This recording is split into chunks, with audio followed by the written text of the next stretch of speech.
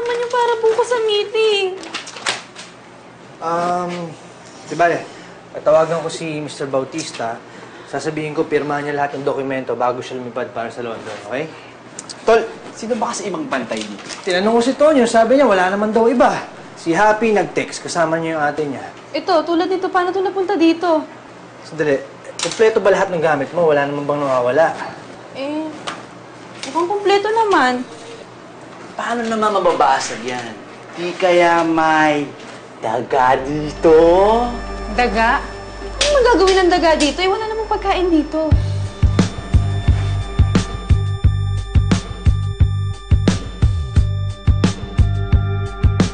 Kakaloka ka, Happy. Eh, sasabihin ko naman. Kailangan ko lang tiyempohan yung mood niya. Ano ba yan? Ano bang hinahanap mo? Susi ng gate. Wala ba dyan? Parang wala. Hindi kaya naiwan mo yung susi sa office ni Agatha?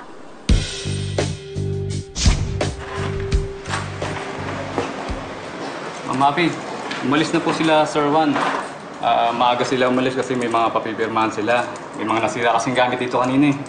Okay lang. Kami na lang maghahanap ng mga... Samahan ko na kayo, ma'am. Hindi, okay na. Kakahiya naman. Ay, kaya na namin yan. Sigurado ko kayo, ha? Oo naman. Kaya. Ingat po kayo, ma'am. Ang alam ko may malaking daga dyan. Naninira ng mga gamit. Ay, wala sa amin yun. Okay lang. Kaya namin. Sige po, ma'am. Ay. Thank Ingat po kayo dyan, ma'am. Thank you, Salamat. Kuya.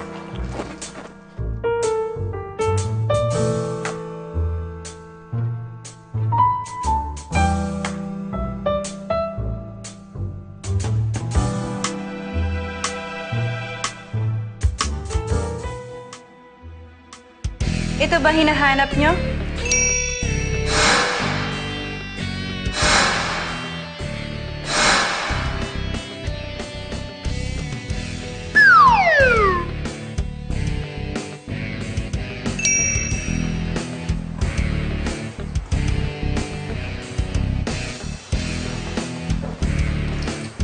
Akin na yan.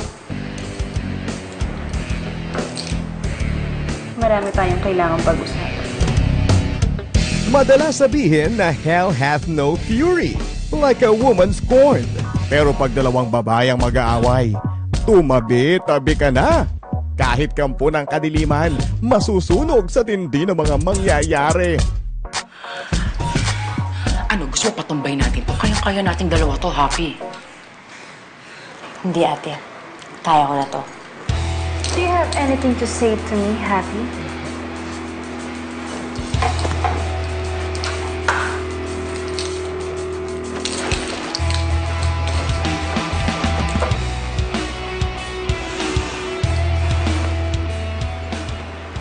Sorry, Ako kasi nakabasag ng lamp mo, eh. Sorry talaga. That's it? Eh, sigurado naman ako nagka-boyfriend ka na, na-in-love ka na.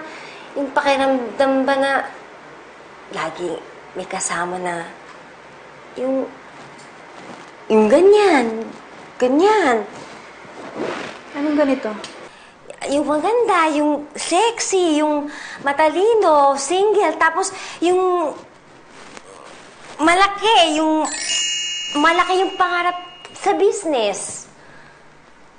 So, nagsiselos ka nga? Oh, konti lang.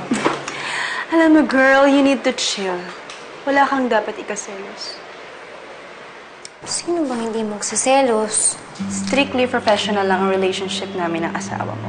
Sure, once in a while, we talk about personal matters, but that's it.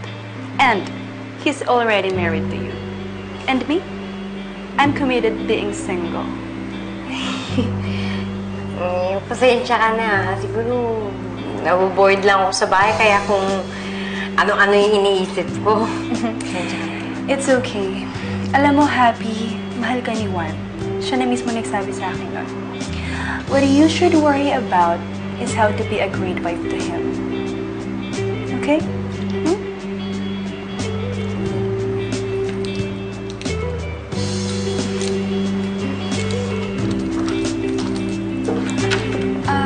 Happy, sorry nga din pala.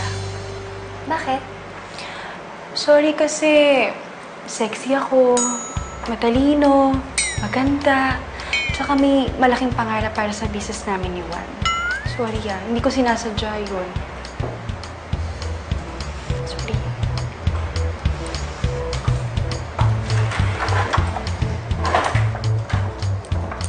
Hinayo?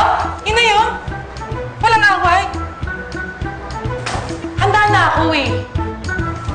Sorry ang ganda ko, ang sexy ko. Dapat sinampal